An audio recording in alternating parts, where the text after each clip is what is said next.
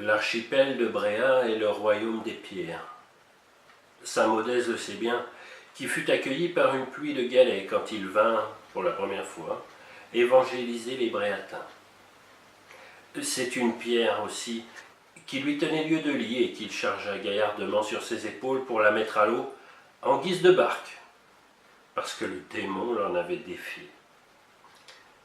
Et il y a toutes les autres pierres, du caillou qui roule à la roche énorme, celle des abords et des assises de l'île, des pointes, des caps, des grèves, des collines et des pinèdes, des pierres debout, couchées, solitaires ou en troupe, plus aiguës que des épées, plus lisses que des randaches, sculptées par le vent et les embruns, rongées de lichen, ruisselantes sous les assauts de l'eau salée.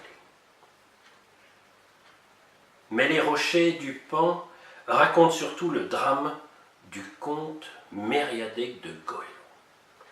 C'était un seigneur de bon renom. Il avait 2 fils qui n'étaient pas meilleurs que les cornes du diable, Gwyl et Iselbert.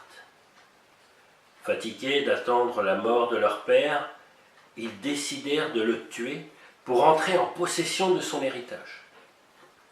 Mériadec eut vent du complot et put s'enfuir, mais les 2 félons le rejoignirent à la pointe du Pan et le crime fut accompli. Or, quand ils voulurent porter le cadavre sur la falaise pour le précipiter, ils sentirent leurs membres s'appesantir, leur chair se figer.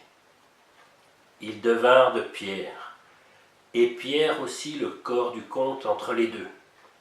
Depuis, ils sont restés pétrifiés sur le vide, à jamais unis par la pétrification de leur père, dont le sang a teinté tous les rocs de Bray.